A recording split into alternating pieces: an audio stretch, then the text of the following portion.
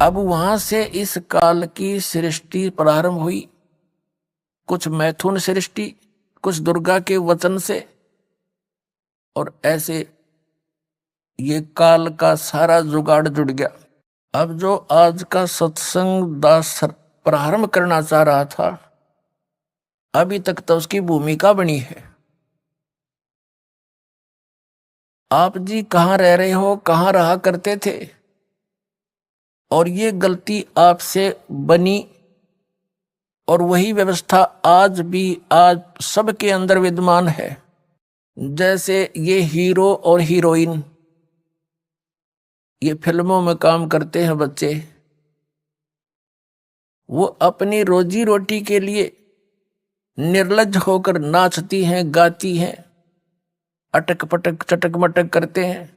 और ये युवा बच्चे उसी रोग से ग्रस्त हैं जो सतलोक में गलती की थी, और उनकी उस चटक मटक को देखकर उन पर आसक्त हो जाते हैं। कोई कहता है ये मेरा फेवरेट हीरो है, कोई कहता है ये मेरी फेवरेट हीरोइन है। खाक फेवरेट है, वो कह देंगे तुम्हारे को वो अपनी रोजी रोटी कमावन, नाचे कूदें, और तुम मूर्ख बन रहे उनके पीछे। तो ये जो हमारे अंदर वृत्ति है, ये वहां से घर करी हुई है, और वही यहाँ आज है। इस बरवाला के अंदर हिसार में यदि कोई अभिनेता अभिनेत्री आ जाती है और देखे इन बच्चों का, फिर वहां जमघट हो जाएगा। और इतनी दूर तो खड़े खड़े देखेंगे, वो खड़ा वो खड़ी है, 2 घंटे धक्के खा के वापस आ जा, धूल फांक के, क्या दिया उसने। तो इसी प्रकार हम उस सच्चे लोक से गिर गए, इसी त्रुटि के कारण। तो अब हमने क्या करना है, हम कैसे ऊपर जा सकते हैं सतलोक में, वो तरीका अब इस दास को प्राप्त हुआ है। परमात्मा ने स्पेशल भेज रखा है इस दास को आपके उद्धार के लिए।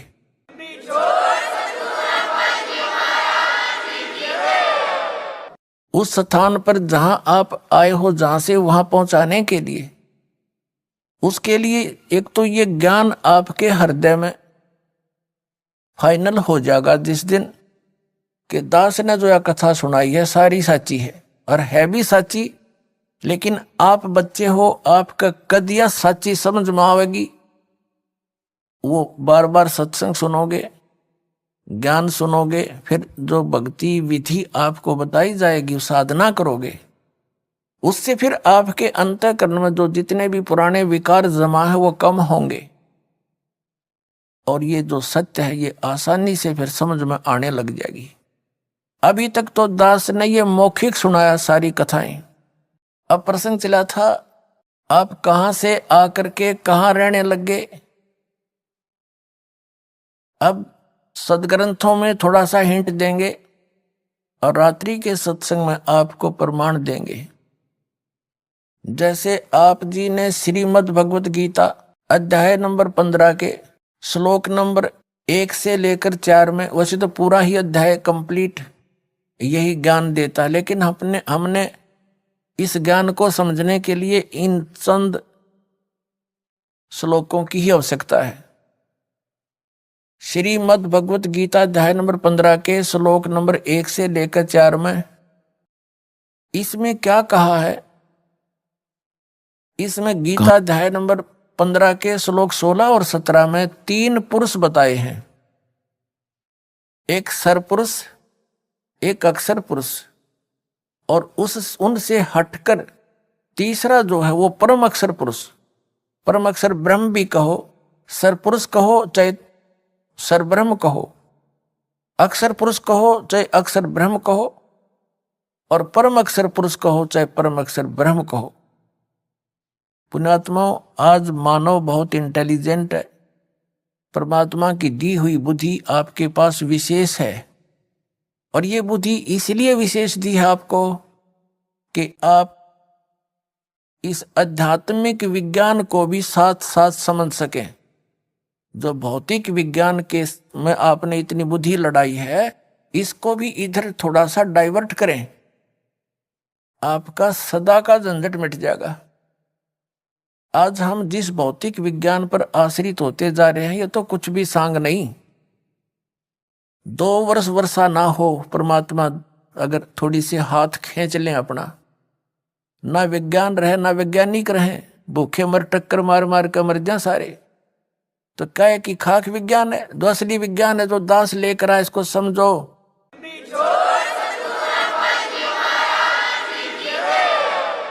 अब यहाँ घूम रहे, ऊपर के ग्रहों में जा रहे हैं, मंगल ग्रह में खोज रहे कोई सुख में स्थान सामग्री मिल जा, कोई बुध ग्रह में चेष्टा कर रहे हैं, कोई चंद्रमा पे जाकर खोज रहे हैं। इन खाली खोखिया में कुछ ना पावे। जो असली स्थान है सतलोक, वहां की खबर दास लेकर आया है, परमात्मा ने दी है, वो सुख वहां पर है।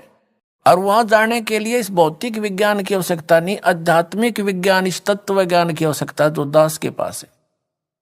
और इससे आपको यही सुख हो जाएगा जो आप कहीं और खोज रहे हो। यही आपकी पृथ्वी पर इतना भरपूर सामान दे देगा, सामग्री दे देगा ऊपर अक्षर ब्रह्म, आपने कितना जाने की जरूरत ना पड़े, सारे सुख दे देगा, सदा बाहर कर दे, फिर से बाहर ला दे परमात्मा 1 मिनट में, सब चीज आपको उपलब्ध करवा दे। पता नहीं वो क्या कर दे आपके लिए जब आप इस पर आश्रित हो जाओगे।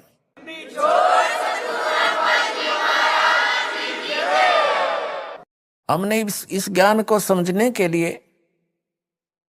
इस अध्यात्म ज्ञान की आवश्यकता है। जैसे श्रीमद् भगवत गीता अध्याय नंबर 4 के श्लोक नंबर 32 में ये गीता ज्ञानदाता कह रहा कि अर्जुन, जो तूने अभी गीता अध्याय नंबर 4 के श्लोक नंबर 25 से 30 तक जो साधना साधक कर रहे हैं उनकी जानकारी प्राप्त की, और सभी अपनी अपनी साधनाओं को पापनाशक जानते हैं।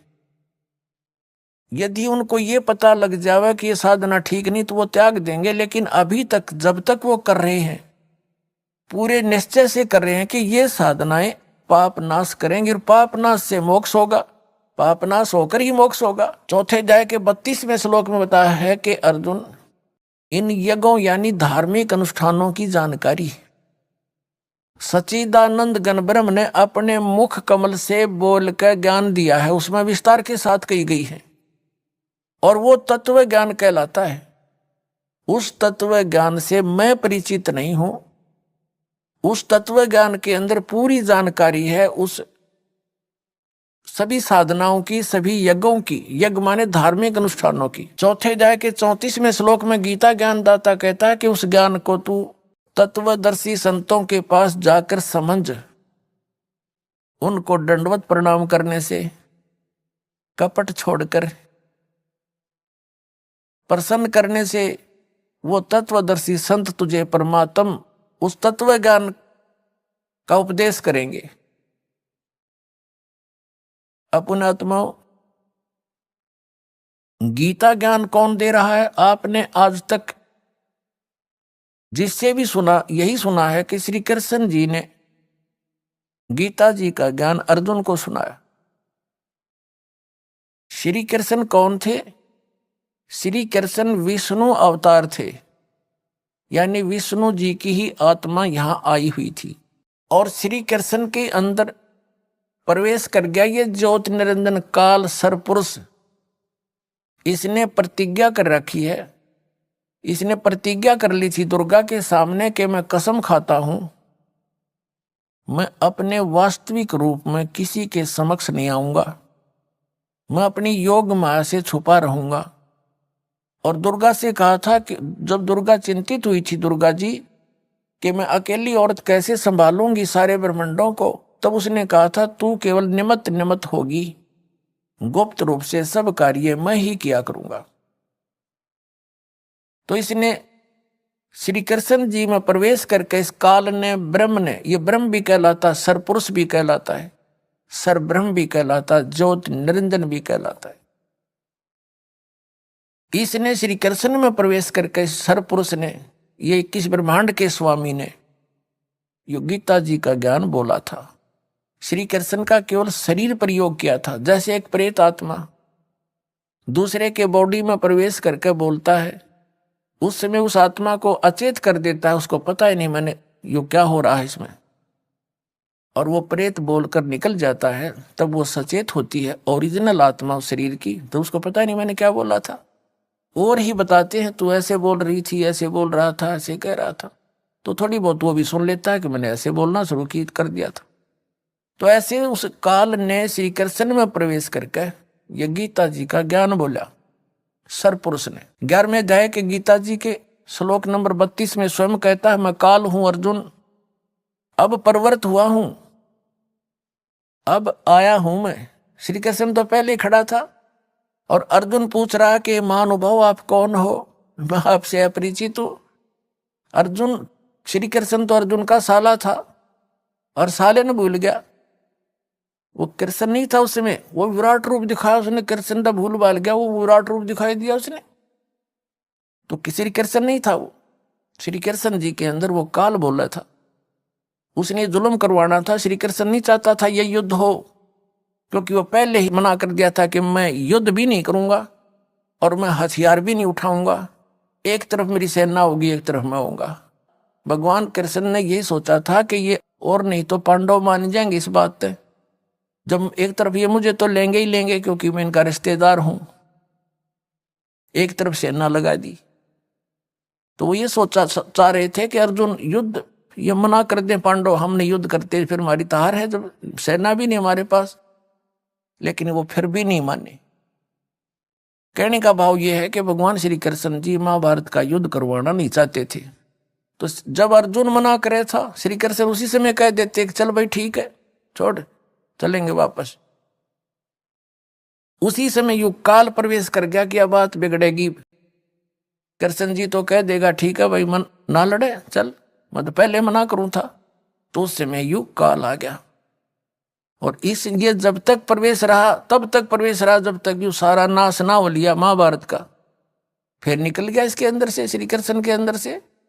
फिर श्री कृष्ण जी से बाद में अर्जुन पूछ रहा है, इसमें महाभारत के अंदर एक प्रकरण आता है। अर्जुन कहता है बाद में जब राजगद्दी प्राप्त हो ली तब कहता भगवान एक बार सत्संग करके जाना, आप द्वारका जाने वाले हो, और वही ज्ञान सुनाना जो युद्ध के दौरान सुनाया था गीता वाला। उस समय श्री कृष्ण कहता मुझे याद नहीं मैंने क्या कहा था। इससे सिद्ध है कि श्री कृष्ण ने बोला ही नहीं था वो। तो हम प्रसंग पर आते हैं कि ये गीता का ज्ञान ये ब्रह्म बोल रहा है और ये कह रहा है कि उस तत्व ज्ञान को जिसमें पूर्ण मोक्ष मार्ग है और वो गॉड गिवन है, सच्चिदानंद घन ब्रह्म का बोला हुआ है, उस ज्ञान को तत्वदर्शी संत जानते हैं, उनसे पूछ मैं नहीं जानता। यहां गीता जी के अध्याय नंबर 4 के श्लोक नंबर 32 में अनुवादकर्ताओं ने थोड़ी सी त्रुटि कर दी, क्योंकि जहां इनकी बुद्धि काम करना बंद कर गई, इन्होंने अनर्थ कर दिए अर्थों के। यहां ब्रह्मणे शब्द है, ब्रह्मणे मुखे मूल पाठ में, तो इन अनुवादकर्ताओं ने ब्रह्मणे मुखे का अर्थ कर दिया वेद की वाणी। और यही अनुवादकर्ता गीता अध्याय नंबर 17 के श्लोक नंबर 23 में ब्रह्मणे का अर्थ करते हैं सच्चिदानंद घन ब्रह्म। वहां बुद्धि सही काम करेगी, वहां इनका अड़ी नहीं कोई अडांस। उसमें लिखा 17वें अध्याय के 23वें श्लोक में कि ओम तत् सत इति निर्देश ब्रह्मण तिर्विध समर्थ ब्राह्मणा तेन वेदा च यगा च विहिता पुरा। उसका अर्थ क्या बनता है कि उस ब्रह्मण माने सच्चिदानंद घन ब्रह्म के पाने का। ये ओम तत्सत, ओम तो सीधा सरपुरुष का, और तत् है ये अक्षर पुरुष का, और सत है ये परम अक्षर पुरुष का। इन तीनों मंत्रों की मजदूरी करनी है। ये हमारे साधना के इंस्ट्रूमेंट हैं। जैसे हमने जल निकालना है, पृथ्वी में जल है, तो उस जल की, हमारा पूज्य तो जल है, और इंस्ट्रूमेंट हमारे जो उसके औजार कौन से हैं, बोकी और पाइप। ये तो 2 अक्षर का मंत्र है सतनाम, जिसमें एक ओम है एक तत् है। और जब पाइप पहुंचगी जल तक तो इनका काम पूरा हुआ।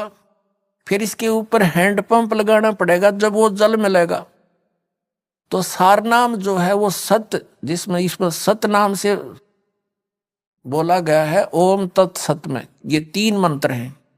ओम और तत् ये गुप्त है, तत् सांकेतिक है। ये इस दास बता सकता है इस ब्रह्मांड में, और कोई अधिकारी नहीं इस नाम के देने का।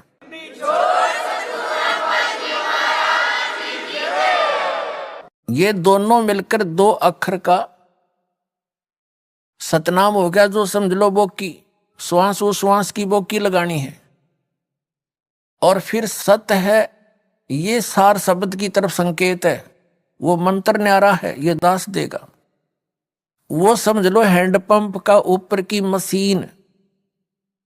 अकेले सतनाम से मोक्ष नहीं, और सतनाम के बिना सार नाम की कीमत नहीं, वो काम नहीं कर सकता। जैसे बोकी लगाकर पाइप जल तक पहुंचा दी तो फिर हैंडपंप लगाया जाता है, वो सार नाम समझ लो, सार शब्द। उस हैंडपंप को भी चलाना पड़ता है, तब वो वांछित वस्तु मिलती है।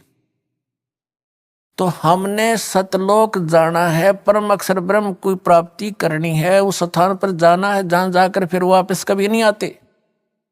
उसके लिए 3 मंत्र के जाप का विशेष योगदान है। ओम तत्सत इति निर्देश है, ब्रह्मण है, त्रिविध समर्थ है, वो सचिदानंद घन ब्रह्म का, उसके पाने का, इस 3 मंत्र के साधना का, जाप का, सिमरण का निर्देश है। निर्देश मीन डायरेक्शन, फाइनल फैसला, नथिंग एल्स। इसके अतिरिक्त और कोई मंत्र नहीं। निर्देश का ये सीधा अर्थ होता है। तो कहने का भाव यह है कि वहां इन्होंने ब्रह्मण्य का अर्थ सच्चिदानंद घन ब्रह्म कर दिया, सही कर दिया। और वही ब्रह्मण्य अर्थ है 4थे अध्याय के 32वें श्लोक में। या इनकी बुद्धि फिसल गई कि इनको ज्ञान नहीं था, और जिस कारण से इन्होंने अर्थों के अनर्थ कर दिए, कथाएं घुमा दी। जैसे गीता अध्याय नंबर 7 के श्लोक नंबर 18 में अनुत्तम शब्द है, अनुत्तमम यानी कति घटिया, उसका अति उत्तम बढ़ा दिया इन्होंने। बताओ, 4ठी कक्षा के बच्चे ने पूछ ले, उत्तम माने श्रेष्ठ, अनुत्तम माने अश्रेष्ठ। अरे इन्होंने उस अनुत्तम का सर्वश्रेष्ठ कर दिया। व्याकरण बदलने लग गए बिना ज्ञान के, अनर्थ कर दिए। गीता अध्याय नंबर 18 के श्लोक नंबर 66 में वरद शब्द है, वरद माने जाना होता है, इन्होंने आना कर दिया। बिना ज्ञान के निड़ंगे अड़या करें। गुरु बिन काहु न पाया ज्ञान, जो थोथा बुस छड़े मूड किसान। गुरु बिन वेद पढ़े जो प्राणी, समझे न सार रहे अज्ञानी। आज तक ये सब अज्ञानी थे, क्योंकि इनको गुरु नहीं मिले, सतगुरु नहीं मिले। सतगुरु या तो स्वयं परमात्मा आए थे, सतगुरु का रोल किया था, वो तो भगवान भी थे, वो तो ऑल इन वन है, ऑल राउंड है। उसके बाद वो सतगुरु थे जिनको भगवान सीधे मिले और सतखंड सतलोक लेकर गए, वापस छोड़ा। उनके प्रत्यक्ष गवाह, और वो उनके पास कंप्लीट स्पिरिचुअल नॉलेज था और कंप्लीट साधना थी, परिपूर्ण साधना थी, ये मंत्र थे। या तो वो सतगुरु थे। उनमें कौन कौन है? आदरणीय धर्मदास साहिब जी, आदरणीय मलुकदास साहिब जी, आदरणीय नानक साहिब जी, जो सिख धर्म के प्रवर्तक माने जाते हैं, आदरणीय दादू साहिब जी, आदरणीय गरीबदास साहिब गांव छुरानी जिला जज्जर हरियाणा वाले, आदरणीय गीसा दास साहिब जी गांव खेखड़ा जिला मेरठ उत्तर प्रदेश वाले। इन महापुरुषों की जानकारी तो दास को है कि ये सतगुरु थे, लेकिन उस समय इनको निर्देश दे दिया था परमात्मा ने, सख्त हिदायत दे दी थी कि इस तत्व ज्ञान को और इस सार शब्द और सार नाम को, इस सतनाम को अभी डिस्क्लोज ना करना, नहीं तो इस इन काल के भेजे दूतों के ये यथार्थ ज्ञान और यथार्थ मंत्र हाथ लग जाता। जैसे राधा स्वामी पंथ है, इसी से निकला हुआ पंथ है, यू जय गुरुदेव पंथ। सिरसा के अंदर सच्चा सौदा और जगमाल वाली वाला और ये ठाकुर वाला, ये निरंकारी, ये सारे इससे निकले हैं, गुरु सिख धर्म से ही निकले हैं। यानी गुरु ग्रंथ साहिब को पढ़ा करते ये, उसमें से अपनी अल्प बुद्धि से जैसा इनका समझ में आया वैसा नारा सांग जोड़ दिया। वास्तविक ज्ञान इनके पास था नहीं। और राधा स्वामी पंथ का प्रवर्तक श्री शिवदयाल जी, वो गलत साधना करके पांचों नाम काल के जाप करके भूत बन गया। अपनी शिष्या बुक्की में प्रवेश करके हुक्का पीवा रोटी खावा के वहां पर पहुंच गया सतलोक वो। तो ये बात बिगड़ती। अब इस पूरे ग्रुप को पता नहीं वो सतनाम कौन सा, सब सतनाम के गुण गावे, पूरा सिख समाज भी सतनाम सतनाम करता है। उन्हें सतनाम का नहीं पता, 2 अक्षर का कौन सा सतनाम वो। और नानक साहिब जी उसी का जाप करते थे, क्योंकि उनको परमात्मा मिले थे, आकर के सचखंड लेकर गए थे, उनको पूरा कंप्लीट कोर्स दिया था कि आप इसका जाप कीजिए, पर अभी बताना नहीं किसी को। उस नाम का जाप समुद्र की साखी, जन्म साखी नामक एक पवित्र पुस्तक है, सिख धर्म की, बहुत मान्य है। जैसे हम कबीर पंथियों के लिए कबीर सागर मान्य है, उसमें क्या है, परमेश्वर कबीर जी बोला करते थे, जो वार्ता उनकी हुई, जो घटनाएं धर्मदास जी ने देखी, वो धर्मदास जी लिखा करते थे, उनके परम शिष्य और साथ रहते थे। ऐसे ही बाला और मर्दाना श्री नानक साहिब जी के, नानक देव साहिब जी के परम शिष्य थे, वो उनके साथ रहते थे। और जो भी घटनाएं घटी बालाजी ने लिखी, आंखों देखी, तो उसमें उसको जन्म साखी बोलते हैं। जन्म साखी में एक समुद्र की साखी है। समुद्र की साखी में एक प्रकरण आता है कि बाला और मर्दाना ने श्री नानक देव साहिब जी से श्रीलंका देखने की प्रार्थना की, इच्छा व्यक्त की। उन्होंने कहा आंखें बंद करो। आंखें बंद करके खोली तो समुद्र के किनारे खड़े हो गए और कहा समुद्र के ऊपर मेरे साथ आप चलो, जैसे थल पर चलते हैं। हम दोनों मर्दाना और बाला नानक जी के गुरु जी के पीछे पीछे चल पड़े। उन्होंने ये कहा कि तुम वाहिगुरु वाहिगुरु जाप करते रहना। तो हम वाहिगुरु कर रहे थे। नानक साहिब जी कुछ देर के बाद उन्होंने उच्चारण शुरू कर दिया, ओम सोहम का जाप कर रहे थे। ये 2 अक्षर का मंत्र है। तो मर्दाना ने भी सोचा मैं भी यही जाप कर लूं। तो मर्दाना डूबने लग गया, वो भी वही जाप करने लग गया नानक जी वाला। जब नानक साहिब जी ने देखा कि ये मर्दाना डूब रहा है, तो उन्होंने कहा कि मर्दाना तू वही जाप कर, ये मंत्र मत जाप कर, गुरु की नकल नहीं करते, आज्ञा का पालन करो। अब वहां झटका भी दे दिया और सार्वजनिक भी कर दिया, आगे के लिए बैन भी लगा दिया कि खबरदार देश का जाप किया था। क्यों? जब स्वयं जाप कर रहे हैं उनको क्यों मना किया? आदेश था परमपिता का कि यदि अब ये डिस्क्लोज हो गया तो पिछली पीढ़ी जो अब शुरू हो गया ये परमात्मा का यथार्थ पंथ ज्ञान, यहां फिर हम भिन्नता नहीं बता पाएंगे। ये काल के प्रेरित भेजे हुए पुण्यात्मा थे, जितने संत बने हुए हैं, लेकिन फंस गए ये काल के। इनको भ्रमित कर दिया, मिसगाइड कर दिया, गलत साधना करवा दी। ये थे पुनकर्मी प्राणी और आखिरी सांस तक ये स्वस्थ रहे और सारी झूठ बोला करते, गलत साधना करते और करवाते थे। तो पूर्व जन्म के संस्कार थे उनके, तब तक तो ठीक रहे, फिर भूत बन गए और ये पाप लाद दिए न्यारे जो परमात्मा के बच्चों को मिसगाइड करने का। तो कहने का भाव ये है कि उन महापुरुषों को ये मंत्र दे दिए थे और बता दिया था तुम जाप करो, कल्याण कराओ, अभी डिस्क्लोज ना करो, लिख दो अपनी एफिडेविट में। सभी महापुरुषों ने अपनी अपनी अमरवाणियों में लिखा हुआ है। लेकिन सिख समाज के अंदर एक विशेष प्रेरणा दी दाता ने, उन्होंने इस मंत्र को ग्रंथ साहिब में ही नहीं लिखा इकट्ठा, इस डर से कि कहीं किसी के यू हाथ लग जाए, ये जाप ना कर ले इस 2 अक्षर के मंत्र का और मर्दाना वाली हालत ना हो जाए सबकी। डूब ना जावे, यानी हानि ना हो जावे, इस डर से। और उसी गुरु ग्रंथ साहिब से ये नकली पंथ चाले सारे उससे पढ़कर समझ में इनका आया नहीं। यदि ये मंत्र गुरु ग्रंथ साहिब में लिखा हुआ होता आदि ग्रंथ में, तो ये सारे वही नाम देते। आज ये दास कैसे बिनता बताता कि ये अधिकारी नहीं है, वो अधिकारी है ही नहीं। नाम देने का अधिकारी तो दास बना के भेजा परमात्मा ने वर्तमान में, दूसरा इस पृथ्वी पर अधिकारी नहीं इस नाम के देने का।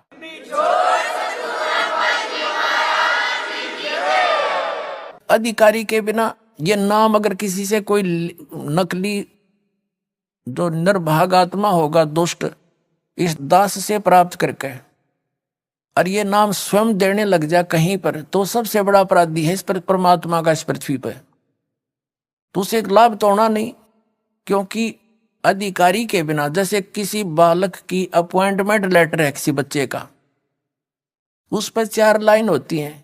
You are hereby appointed for the post of such and such, your salary will be such and these will be term and conditions.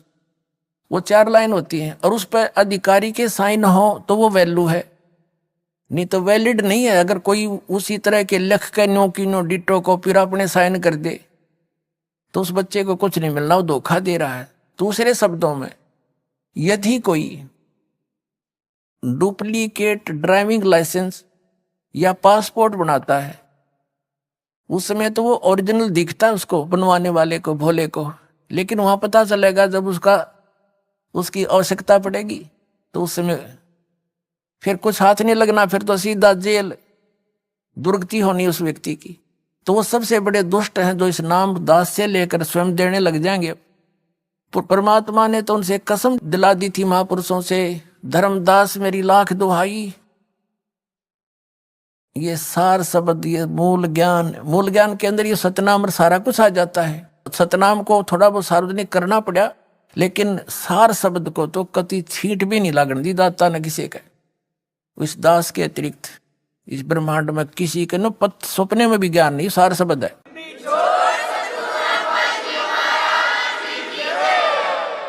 तो कहने का भाव ये है कि ये अभी कहते हैं गुरु बिन काहुन पाया ज्ञान, जो थोथा भूस छड़े मूड किसाना, गुरु बिन वेद पढ़े जो प्राणी, समझन सार रहे अज्ञानी।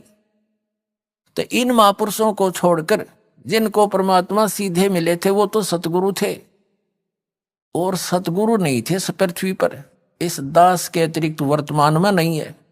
अब दया करी है दाता ने, तो उन महापुरुषों ने अपने सब्र की घूंट पी, परमात्मा के आदेश का पालन किया।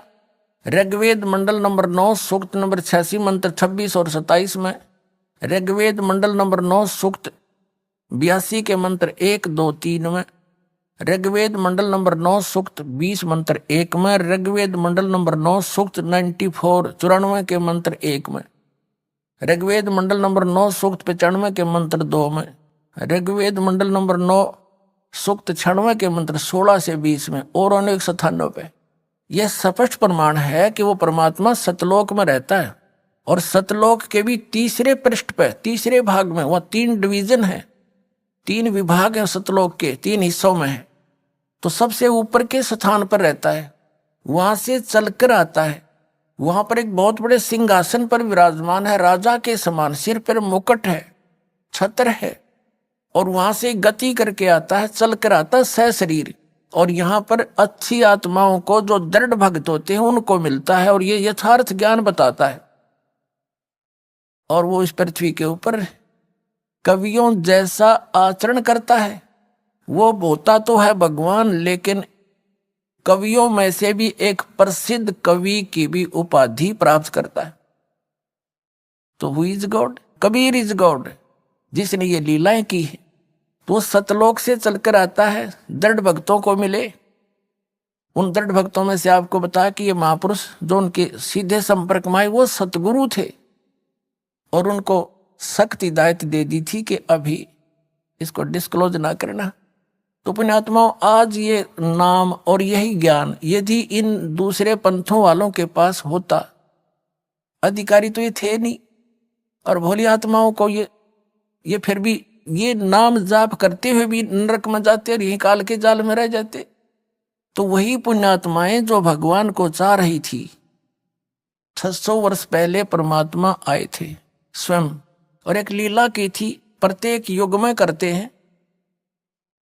सतलोक से चलकर आते हैं, शिशु रूप धारण करते हैं, कमल के फूल पर सरोवर में आकर के विराजमान होते हैं, वहां से उनको निसंतान दंपति उठा ले जाते, फिर वहां परवरिश उनके घर होने से उसी माहौल में उसी कुल के माने जाते हैं, और कुंवारी गांव से उनकी परवरिश की लीला होती है। यह ऋग्वेद मंडल नंबर 9 सूक्त 1 मंत्र 8 और 9 में स्पष्ट किया है कि परमात्मा 3 सतिथि में सभी का धारण पोषण करता है। एक सतिथि में सतलोक में रहते हैं, उनका करोड़ सूर्य मिला दे करोड़ चंद्रमा ऐसे एक रोमकूप की शोभा है, प्रकाश है। और अन्य रूप हल्का तेज पुंज का हल्का उड़ा करके एक साधु महात्मा के रूप में आते हैं, जब चाहे किसी महापुरुष को कहीं प्रकट होकर मिल जाते हैं। और एक रूप में वो एक प्रत्येक युग में शिशु रूप धारण करके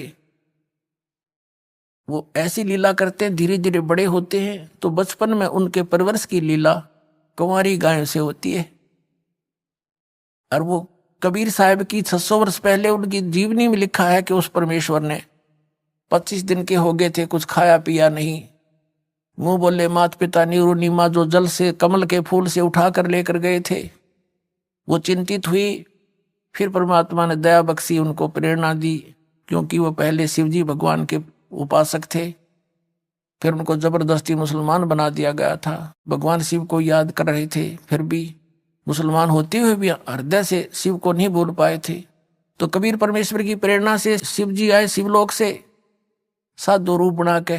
फिर परमात्मा कबीर जी ने नवजात शिशु के रूप में उनकी गोदी में, शिव जी की गोदी में आकर के उन्हें गोदी में लिया। तब कहा कि इनको कहो कुंवारी गाय लाओ, उस पर आप आशीर्वाद देना, तब मैं दूध पीऊंगा। ऐसा ही किया गया। तब कबीर साहब की लीला कुंवारी गायों के दूध से हुई थी। यही ऋग्वेद मंडल नंबर 9 सूक्त नंबर 1 मंत्र 9 में स्पष्ट किया है कि वो परमात्मा जब शिशु रूप धारण करके आता है, उसके परवरिश की लीला कुंवारी गायों से होती है। थोड़ी सी झलक देता हूं। अपने आत्माओं, हमने अध्यात्म ज्ञान समझना है। आप विद्यार्थी हैं, दास टीचर है, एक रोजगार रोजी रोटी के लिए हम अपने बच्चों को 16, 17, 20 वर्ष तक फ्री कर देते हैं कि तुम पढ़ो, शिक्षा ग्रहण करो। फिर उनको क्या मिलता है? 2 टूक मिलते हैं, और वो भी मृत्यु हो जाए तो वो सारा कुछ करा भी रह गया। और अब आपको क्या मिलेगा?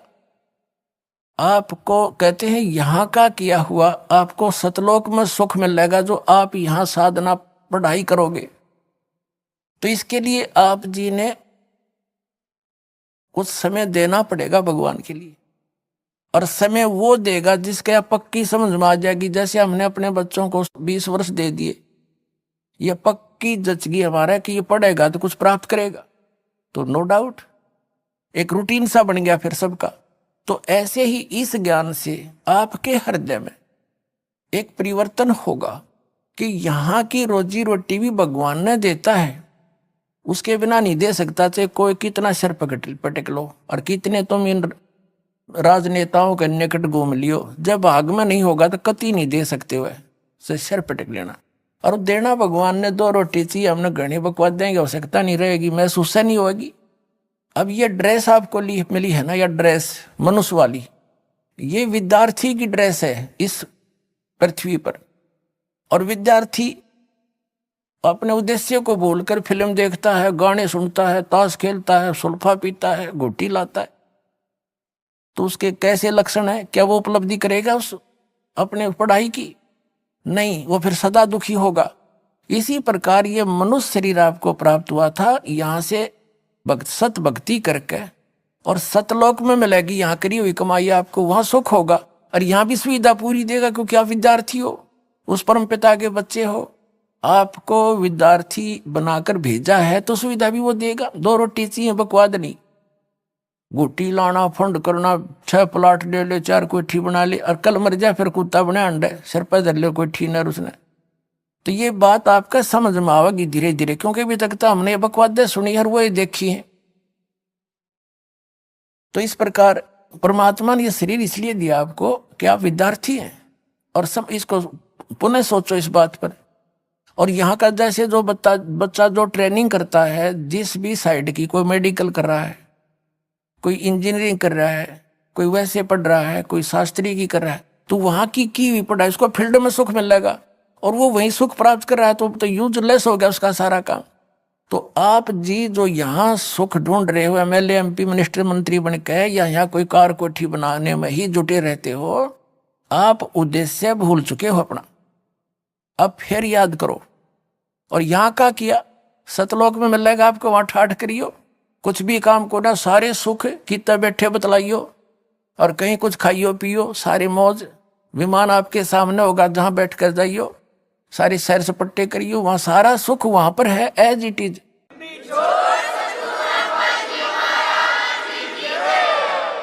ये नकली पंथ बताया करते सतलोक में प्रकाश ही प्रकाश है, आत्मा उसमें जाकर मिल जाती है जैसे बूंद समंदर में। इन्हें खक देखा वहां पर। तो परमात्मा ने दया करी थी धर्मदास मेरी लाख दुहाई, ये मूल ज्ञान है।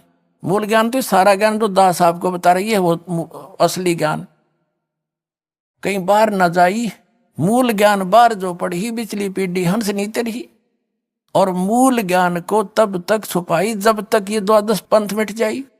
अब ये जितने भी पंथ थे ये सब मैच्योर हो लिए, इन्होंने जो ज्ञान देना था दे चुके हैं, उन्हीं को रिपीट कर रहे हैं उनके और उत्तराधिकारी। और अनुयायियों को पता है ये क्या ज्ञान देते हैं।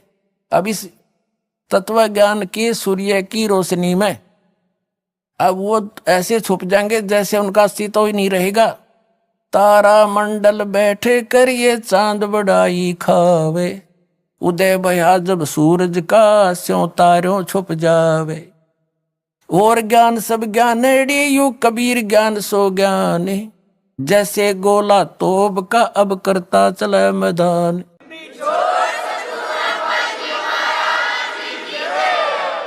तो इन सब फेल हो जाएंगे जितने भी संत पंथ है ये नकली, और एक ही ज्ञान रह जाएगा परमात्मा का, जो हम सभी उसी के बच्चे हैं और उसी के लिए हम भटक रहे हैं। गुरुओं के पास उसी के लिए गए, हमने धर्म भी भगवान पाने के लिए ही अलग बनाए। अब वो हमें सहज में मिलने जा रहा है तो हम फिर एक हो जाएंगे, अवश्य होंगे, देख लेना, ज्यादा समय नहीं लगेगा। अब क्या है जो प्रसंग उस पर आते हैं कि उस परमात्मा की पहचान होना अनिवार्य है कि वो परमात्मा कौन है, कैसा है। और जहां हम जाने के लिए मोक्ष प्राप्त करके वहां जाना चाहते हैं वो स्थान कैसा है। कोई नो के वहां तो प्रकाश ही प्रकाश, आत्मा उसमें अमर आनंद लेती है। खाक आनंद लेगी जब उसमें बूंद समंदर में मिल गई था, या बड़ा बूंद की तरह घूम डोट डोट डोट से क्या आनंद हुआ। वो प्रमाण कहाँ है। दास जो बता रहा है उन महापुरुषों ने देखा जिनको वापस छोड़ा गया था, उनके द्वारा बताए गए उस आंखों देखे विवरण से परिचित करा रहा है कि वहां उन महापुरुषों ने ये बताया है। और ये लिखा हुआ सदग्रंथों में कबीर पंथी पहचान सके नहीं सब निराकार बतावे, चेतन ही चेतन है, भगवान वहां निराकार है। तो इन्होंने क्या देखा, ये झूठे हैं, अनुभवहीन हैं, इनकी वहां तक पहुंच नहीं हुई, ये सब झूठ बोल रहे हैं। तो आप जी ने स्वयं सोचना है और जानना पड़ेगा और फिर यहाँ आकर कल्याण कराओ। अब जो प्रसंग चल रहा है कि भगवान कौन है, जिसने वेदों में जो लिखा है विशेष, वैसे तो ये विश्व के ग्रंथ है, पवित्र चारों वेद, पवित्र श्रीमद् भगवद गीता, ये पवित्र 18 पुराण, ये उस समय लिपिबद्ध किए गए थे जिसमें कोई मजहब धर्म नहीं था। ये विश्व ग्रंथ है, लेकिन इनमें इनकम्प्लीट नॉलेज है, कंप्लीट नहीं है। कंप्लीट ज्ञान तो परमात्मा ही आकर देता है, अपने मुख कमल से बोलता है, यही तो वेद बताते हैं। और यही पवित्र गीता अध्याय नंबर 4 के श्लोक नंबर 32 में कहा है कि वो सच्चिदानंद घन ब्रह्म की वाणी में, यानी वो परमात्मा स्वयं आकर अपने मुख कमल से बोलता है, उसमें विस्तार से लिखता है, बोलता है, और वो लिखे जाते हैं। वो तत्व ज्ञान है, वो केवल तत्वदर्शी ही बता सकते हैं और उनके पास नहीं हो सकता। तो तत्वदर्शी ये दास है पुण्यात्माओं आज पूरे विश्व में, ये सत्कर मान लियो।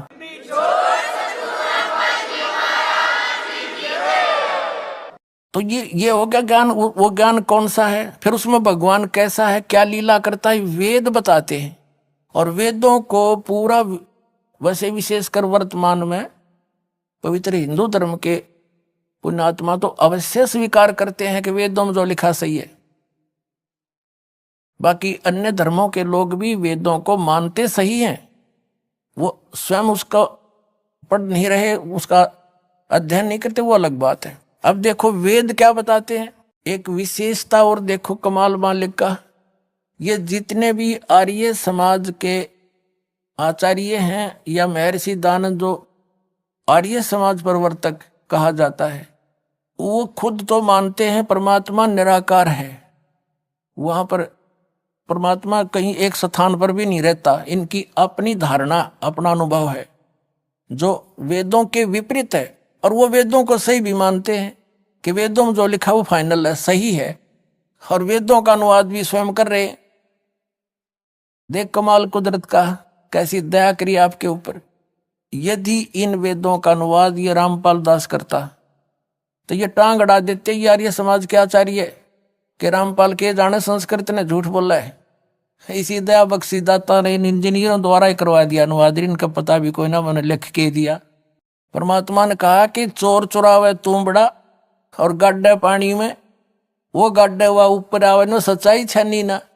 सच्चाई को मिटा नहीं जा सकता, कुछ दिन दबाया जा सकता, बतेरे दिन दबा दी इन्होंने।